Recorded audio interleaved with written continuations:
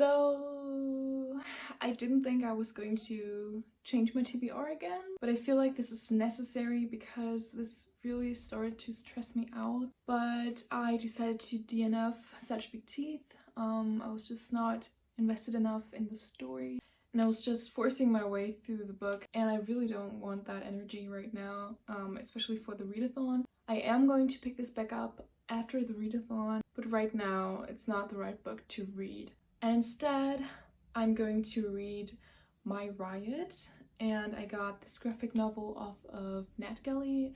You can actually read it without being approved, and I have actually already finished it. I started it yesterday and just finished it a couple of minutes ago, and it is set in 1991. It's about a girl who wants to become a ballerina, but she struggles to fit the expectations of her teacher, her family, and society in general. And she rebels against that by founding a band, and yeah, it was definitely fun. I didn't go into this with any expectations, to be honest, but it was definitely enjoyable, but just nothing groundbreaking. But yeah, I'm super happy that I now have another book read. I gave it 3 stars on Goodreads, and it also has like yellow tones on the cover, so it definitely counts for the challenge with the birthstone. So now I only have 3 books left on my TBR, and it's definitely manageable because I'm pretty much finished with Get a Life, Chloe Brown. I think like 48 minutes of the audiobook, and I'm listening on 1.8 speed.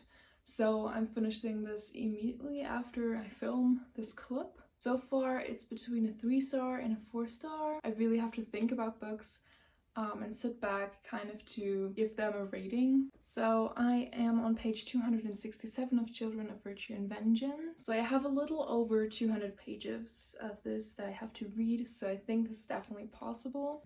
And I am on page 239 of Gemina. This has like almost 700 pages, but I think this is going to be a quick read, and I have 3 days to finish both these books. So I have like 600, 700 pages that I have to read. It's still a lot, but I think I can do this if I really push through. And yesterday I also started the audiobook for The Hate You Give. Maybe I can even finish this during this readathon, but that's definitely not my goal. But I think I need an audiobook, maybe to kind of switch things up during the weekend. So this is the one I'm going to go for.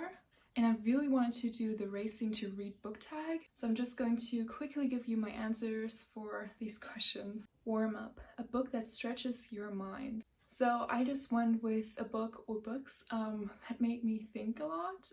I wanted to show these 2 books by Chimamanda Ngozi Adichie, We Should All Be Feminists, and Via Ijeawele, A Feminist Manifesto and 15 Suggestions. I'm not showing these because they gave me something new. It's more like she just explained this so well, where I just feel like if you would read this, like everyone would agree with the things she says in these books.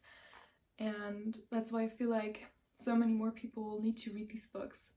And they're super short. It just made me think a lot because the arguments were just so on point, and she just explains this so well and in such a simple way. And yeah. Start line, what's a book you've started but never finished? Some people might know about this book, but I tried to read this twice now. It is Furyborn by Claire Legrand.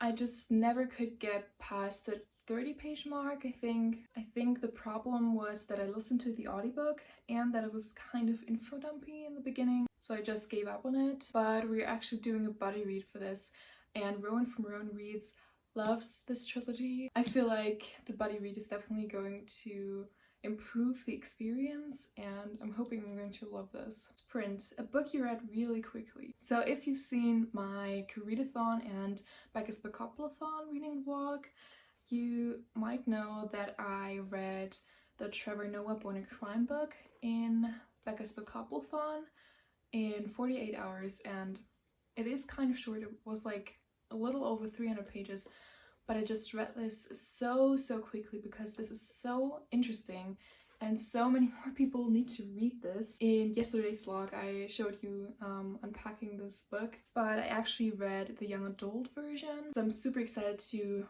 read this or maybe listen to the audiobook to kind of see the differences. but so good. Marathon, what's your favorite long book? And it's not my favorite long book, I don't think, but I really enjoyed this when I listened to the audiobook, and that is The Diviners by Libba Bray. The audiobook was just so atmospheric. I can't wait to read the sequel. I think this has over 700 pages, but I listened to this in like a couple of days, so yeah, it was definitely super good. So if you haven't checked out The Diviners, please do so.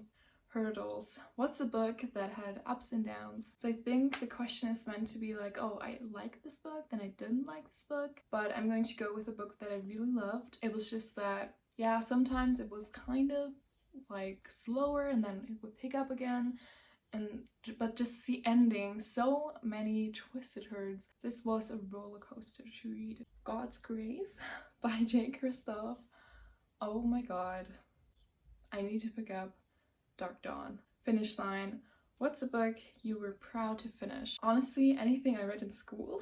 Well, it definitely changed in kind of the later years of my school experience. I definitely started to enjoy reading the books that were assigned to us, but in Germany we have to choose 2 or sometimes 3 depending on the Bundesland, the region, advanced classes, and I had maths and English, and in English we had to read I think 4 books: To Kill a Mockingbird, Mother to Mother, The Kite Runner, which I loved, and Othello. Yeah, so I want to choose Othello for this. Don't get me wrong, I definitely enjoyed the story, but the language was definitely something else. And for my A-levels, I'm just going to call it A-levels, it's pretty similar, I think. I decided that I should write down a summary and analysis for each act. This took so much time and effort, and when I finally finished that book and finished the last summary and analysis, I was so proud. And then in my A-levels, didn't need that at all. Honestly, it would have been enough to only participate in the classes and know like what we did in that class.